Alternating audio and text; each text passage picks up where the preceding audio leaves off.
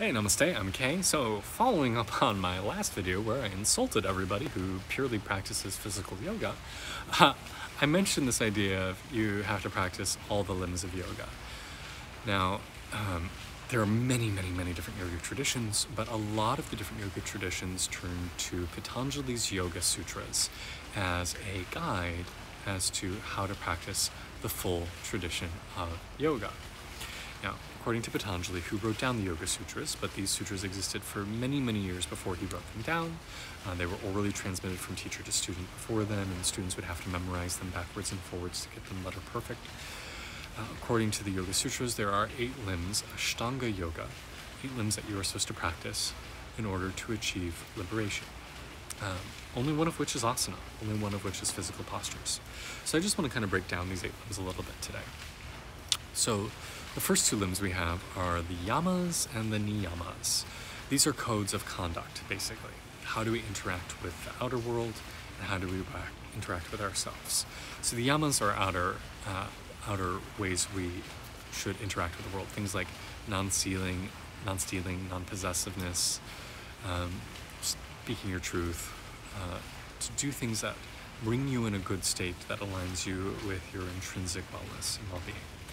The niyamas are codes of conduct for yourself, like purity, remembering your divine nature, Ishvari Pranidhana, Saucha is purity, tapas, discipline. They're things that you do for yourself to help yourself evolve. Brahmacharya, making sure that your sexual energy is being used appropriately. Some translate it as celibacy. I don't. We start with the external and move internal. So once you've kind of gotten your code of conduct down, you move into the 3rd limb, which is asana, physical postures. So are you doing things to purify your energetic systems, your nadis, your chakras, putting you into physical postures that help to cleanse and purify the body and prepare you for a deeper state of awareness.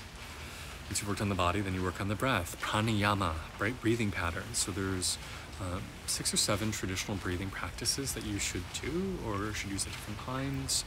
I don't do as much pranayama as I would like. I try to do some every day.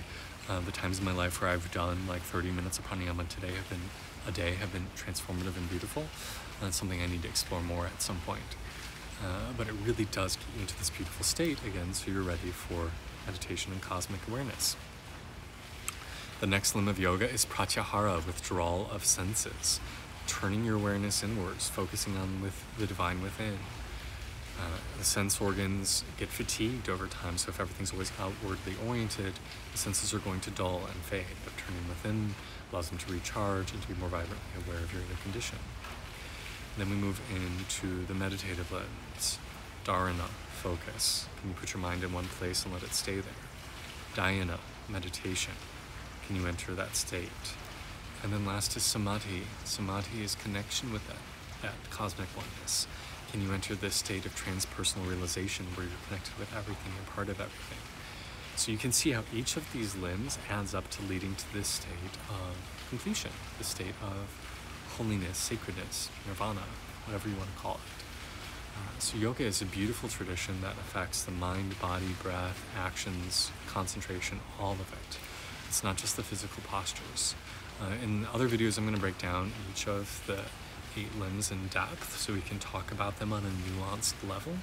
But for today, I just wanted to give you a broad overview of what are the 8 limbs of yoga, what is Ashtanga yoga, not just the physical postures, that one specific tradition from Mysore, you know what I'm talking about, but what is a fully encompassed, realized, rounded yoga practice. So I hope that's helpful. We'll get into more of these 8 limbs in a later video, but just give you some things to think about. I'm Kay, this is Ecstatic Self. Namaste.